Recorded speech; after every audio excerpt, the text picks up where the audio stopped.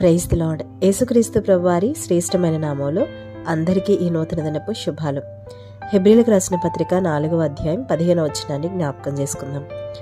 మన ప్రధాన యాజకుడు మన బలహీనతల యందు మనతో సహానుభవము లేనివాడు కాడు గాని సమస్త విషయములోనూ మనవలే శోధింపబడినను ఆయన పాపము లేనివాడిగా ఉండెను. మనం దేవుని రాజ్యం కొరకు పరిశుద్ధంగా పవిత్రంగా మనల్ని మనం కాపాడుకుంటూ ముందుకు కొనసాగుతూ ఉన్నప్పుడు అపవాది కూడా అంతే బలంగా మన మీద పనిచేయడానికి ప్రయత్నాలు చేస్తూ ఉంటాడు. మనం ఎంత తీవ్రంగా దేవుని రాజ్యం కొరకు బ్రతకాలని ముందుకు కొనసాగుతూ ఉంటామో అంతే తీవ్రంగా అపవాది కూడా మన మీద పనిచేస్తూ ఉంటాడు. వాడి గురి, వాడి ఉద్దేశం మనల్ని ఎలాగైనా సరే పవిత్రతలో నుండి తప్పించి, దేవుని రాజ్యము నుండి తప్పించి మనలను వాడి హస్తాల్లో పడిపోయేలాగా చేసి నరకానికి వెళ్లేలాగా చేయాలి అని వాడి ఉద్దేశం. అపవాది సూటిగా మన మీద ప్రయోగం చేయడు, కానీ మన బలహీనత ఏంటో తెలుసుకొని దాని మీద పనిచేయడానికి ప్రయత్నం చేస్తూ ఉంటాడు. మన బలహీనతలు ఏంటో అవి మనకి, దేవునికి, అపవాదికి మాత్రమే తెలుసు. సాధారణంగా భర్త బలహీనతలు ఏంటో భార్యకు కూడా సరిగ్గా తెలియదు, భార్య బలహీనతలు భర్తకు తెలియదు. అలానే తల్లిదండ్రుల బలహీనతలు ఏంటో పిల్లలకు సరిగా తెలియదు, పిల్లల బలహీనతలు తల్లిదండ్రులకు తెలియవు. ఇలా ఒకరి బలహీనతలు ఎవరికీ తెలియవు. కానీ మన గురించి పూర్తిగా తెలిసిన వారు ఇద్దరే, ఒకటి దేవుడు, రెండు అపవాది. అందుకే అపవాది మన బలహీనతలను అవకాశంగా తీసుకుని మనల్ని పాపంలో పడేయడానికి ప్రయత్నం చేస్తూ ఉంటాడు. అపవాది కేవలం మన మీద ప్రయత్నం మాత్రమే చేస్తున్నాడు. వాడిప్పుడు తోకతో పనిచేస్తూ ఉంటాడు. వాడి తలను దేవుడు ఎప్పుడూ సిలువలో చితక్కొట్టేశారు.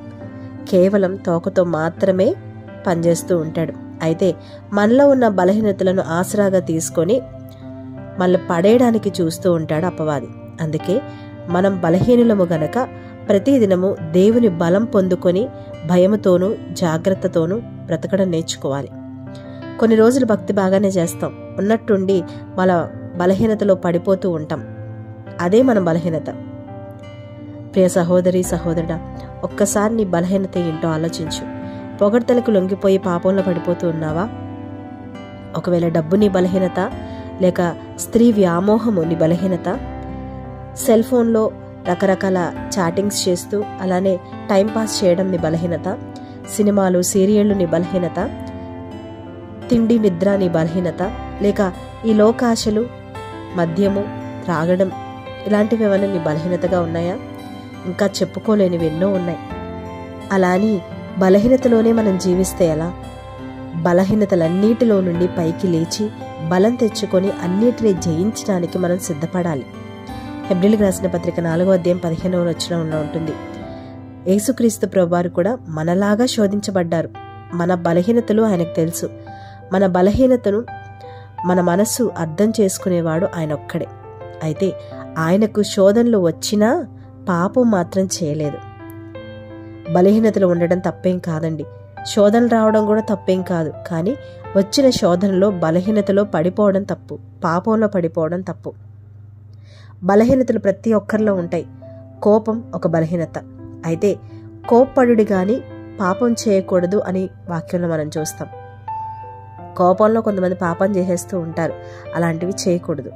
అందుకే యోహాను భక్తుడు అంటున్నాడు, నా ముందు దేవుడు ఉండాలి, ఆయన వెనక నేను ఉండాలి, అప్పుడే నాకు క్షేమము అని. మనమేం చేస్తామంటే సాతాన్ని ముందు పెట్టుకుంటూ ఉంటాం చాలాసార్లు. ఎందుకు అంటే మన బలహీనతలు వాడికి బాగా తెలుసు కాబట్టి. తెలుసు గనకనే మనం దేనికి లొంగుతామో దాన్నే మన ముందుకు తీసుకొచ్చి పెడతాడు. ఇక మనం మన ముందు ఉన్న దాన్ని చూసి పాపంలో పడిపోకుండా నిబ్బరమైన బుద్ధి కలిగి దేవునిలో కొనసాగే కృపలో మనం ఉండాలి. మన ముందున్న దాన్ని చూసి మనం పడిపోతూ ఉన్నాము అంటే ఇక అపవాది మనల్ని ఆడుకుంటాడు. చేయి ఎన్ని రోజులు చేస్తావు చేయి భక్తి, నీ భక్తి గురించి నాకు తెలియదా, నాకు తెలియదే ఉంది, ఇదే కదా నీ బలహీనత అని దానినే మన ముందుకు తీసుకొచ్చి పెడతాడు. మనం పడిపోతాము అని ఎదురు చూస్తూ ఉంటాడు. ఒక్కసారి ఆలోచించండి, మన బలహీనతలు ఏంటో గుర్తించి ఆ బలహీనతలో పడిపోకుండా మనం కలిగి ఉన్న భక్తిలో బలంగా నిలబడినప్పుడు దేవుని రాజ్యానికి మనం అందరం కూడా వారసులమవుతాం. మరి ఇప్పటికే పదే బలహీనతలు పడిపోతూ ఆత్మీయతకు దూరమైపోయారేమో, పడిపోయిన బలహీనతలో నుండి పైకి లేచి నిలబడి దేవుని కృపను పొందుకో. దేవుని రాజ్యానికి సిద్ధపడు. దేవుని కొరకు సాక్షిగా జీవించు. అట్టి కృప దేవుడు మనందరికీ అనుగ్రహించునుగాక. ప్రార్థన. పరిశుద్ధుడా, ప్రేమగల తండ్రి, దయగల ప్రభువా, మీకే స్తుతులు, స్తోత్రాలు, కోట్లాది వందనాలు. దేవా, మీరు మమ్మల్ని, మా కుటుంబాలను ప్రేమించి ఇచ్చిన మరొక నూతన దినానికే వందనాలు. దేవా, మా బలహీనతలే అపవాది ఆయుధంగా చేసుకొని మా జీవితాలను ఏలుతూ ఉన్నాడని మాకు అర్థమవుతుంది తండ్రి. మా బలహీనతలు ఏంటో అయ్యా మేము గుర్తించి మీ సన్నిధిలో విడిచిపెట్టుకునే కృపను మాకు దయచేయండి. మీ బలాన్ని మాకు తోడుగా ఉంచి మా అనుదిన జీవితంలో దేవా మీ కృపతో మేము ముందు కొనసాగడానికి సహాయం చేయండి.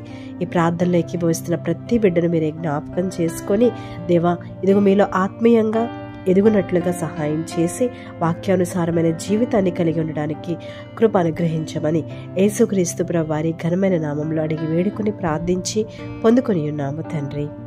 ఆమేన్.